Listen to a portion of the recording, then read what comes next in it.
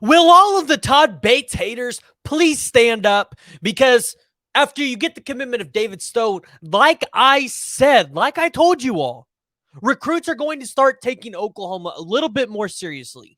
Stone has the sway. He has that relationship built with these recruits. If people see that he trusts Todd Bates and Brenton Venables, why should they not trust him? And now you're seeing the tables are turning in the recruitment of the 5-star defensive lineman, Dominick McKinley. And just as we say every time we're in one of these recruitments, it's 5-star recruitment. Anything can change at any given time, any given moment. Shoot, as I'm recording this, anything can change at any given moment. But it sounds like Texas might be on their way out for Dominick McKinley. A&M might be on their way in, and Oklahoma might be trending up. Yes, you've heard that. Where I told you guys earlier in the week or this weekend, I told you 55-45 Texas. You felt really good about where Texas was sitting with the computer science and things like that. And then David Stone got the commitment, and you heard that David Stone was recruiting Dominick McKinley to the University of Oklahoma, and he wanted to play with him. Well, now all of a sudden you're hearing, hey, Texas A&M's jumped in there, which if you're an Oklahoma fan, I get it.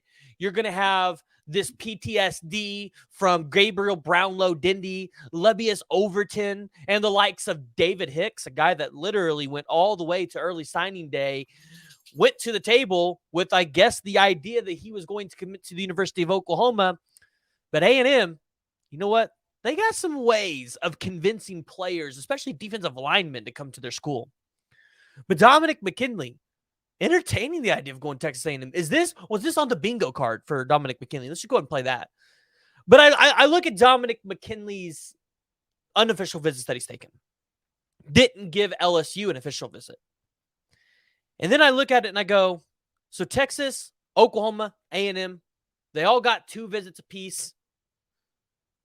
LSU, they got 3. You would think LSU is the leader. As the defensive lineman hails from the state of Louisiana, LSU does usually a good job at keeping these kids in state. And with 3 visits, and you follow the visits, you would assume, hey, he likes LSU a little more. He's been there more times.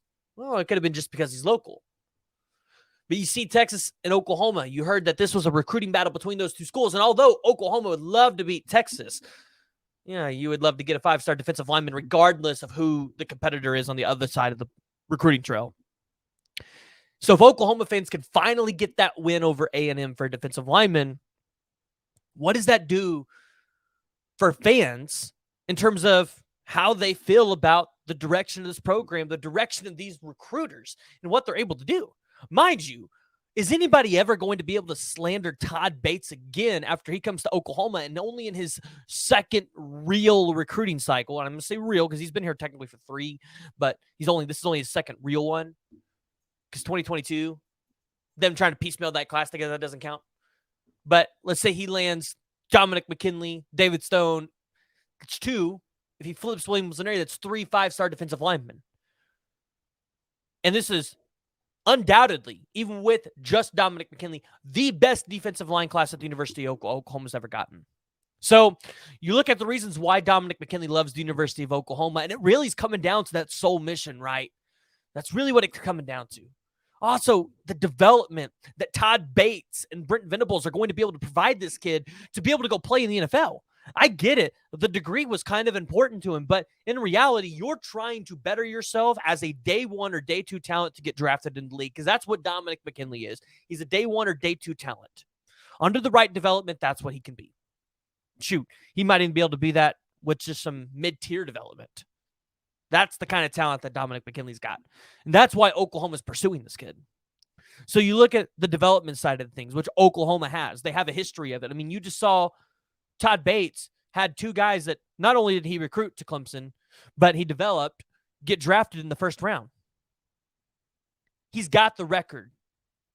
And then not to mention, Oklahoma has the other 5-star defensive lineman in their pocket to try to convince Dominick McKinley to say, hey, come be a part of Oklahoma. Come be a part of this changing defense. Let's make history together. So I'm liking what I'm hearing. We'll do an official prediction video here on Thursday night for Dominick McKinley, give you guys exactly what my thoughts are before he comes with his commitment. But there's other commitments coming up for Oklahoma.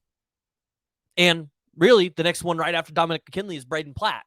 And although all the crystal balls are flowing in for Braden Platt, if he picks Oklahoma, you should be shocked because this has been an Oregon win for a while. But Braden Platt, even if Oregon was to get him, if Oklahoma gets McKinley, they're not jumping Oklahoma. In fact, Oklahoma is going to jump up to number 6, sitting right behind the likes of Florida State, Ohio State, Alabama, Georgia. And you heard that right. Oklahoma's going to be right there, scratching, knocking on the door for a top 5 class. And although you lose Braden Platt, September 8th, you get a chance to land Nigel Smith, the 4-star defensive lineman who, guys, by the end of this season could be a borderline 5-star guy, just like he was when the 2024 recruiting cycle started. And then you go out there, you land a guy like Daniel Okoye. Let's say you can close on Michael Boganowski, Grant Bricks, Daniel Akankumi. Still not sold on Jordan Seaton yet, but we might get there eventually. You close on Devin Jordan. This is an extremely good class for Oklahoma and probably a top 3 class at that point, especially if you can flip Williams Nwaneri. I know it seems like a fantasy to flip Williams Nwaneri, but guys, the intel that's coming out from my sources about Williams Nwaneri and just everything else you're hearing around the industry and on Twitter, you see the pictures of Williams Nwaneri wearing gloves and cleats and these kind of things. It's hard to imagine that Williams Nwaneri wouldn't flip, regardless of what the NIL bag or what that looks like in terms of him from Missouri. So the Oklahoma Sooners not only have a chance this week to help solidify one of the best defensive line classes that we've seen at Oklahoma in the past 10 to 15 years, they also have an opportunity to try to help solidify one of the best classes we've seen at Oklahoma. I mean, you look at the amount of 5-stars that would be in this class. David Stone, Dominick McKinley, Taylor Tatum, that's just 3 right there. If you land Grant Bricks, you're not under the assumption that he's going to land to be a 5-star, right? If he becomes a 5-star, if Devon Mitchell can scratch back in the 5 stars, Oklahoma could have up to 7 to 8 5-stars in this class. That's how good this class is.